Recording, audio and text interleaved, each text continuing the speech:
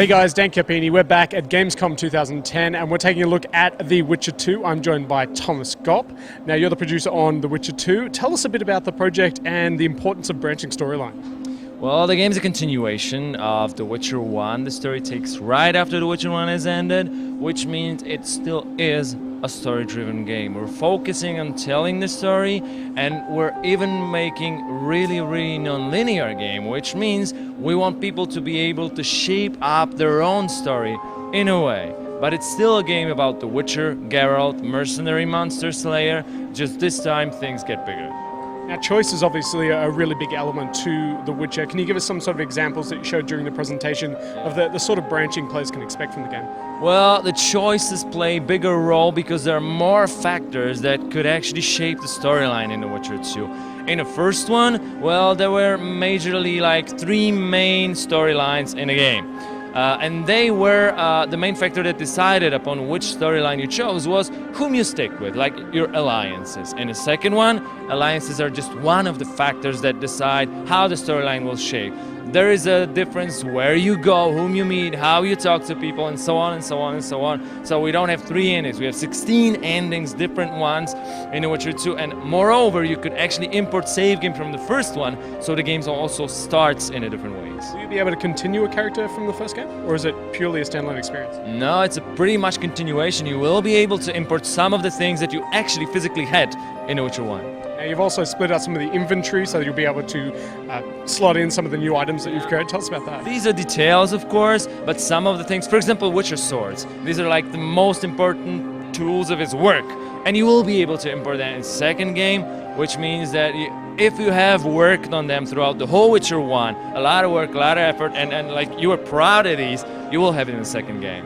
Obviously, the guys at home haven't seen the presentation that we just have. Tell us a bit about the code that you're showing at Gamescom. We are showing part of the game that focuses on stressing how non-linear the game is. We're actually using a 2-computer setup, so we are showing what seems to be the same part of the game walked through by 2 different developers, but the difference is because they made different choices previously in the game, and because their attitude towards walking through this part of the game is different, the game looks totally different, and this is what we're trying to put through. And of course, at the end of the presentation, there is one huge epic part of the game. I don't want to spoil it. Choice and consequence is obviously a huge part of Witcher 2. Can you give us some of the examples and how there'll be flow-on effects in the story? Depending on what attitude you choose towards some characters, whom you decide to stick with, it might turn out that some of the characters will be, I don't know, enemies or friends. If the story starts, a lot of people already have seen a few of the characters from The Witcher 2 because we have done some presentation.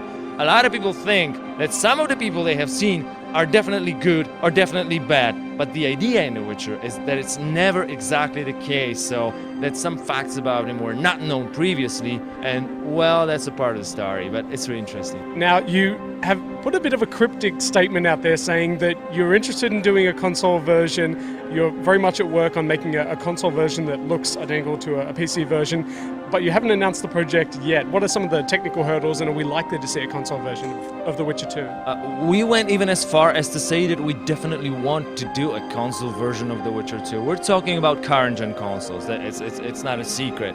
But the idea is, and the policy that we have is, I think it's a good policy, unless you have anything really solid to show, and maybe even show like a gameplay to people, just keep your mouth shut. That's why we're not announcing it, and whenever we will have anything, you might be even the first to know.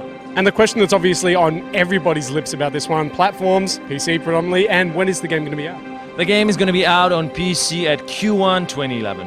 Thomas, thanks very much for joining us. That's a look at The Witcher 2 coming to the PC in 2011. And stay tuned to GameSpot's ongoing coverage of Gamescom 2010.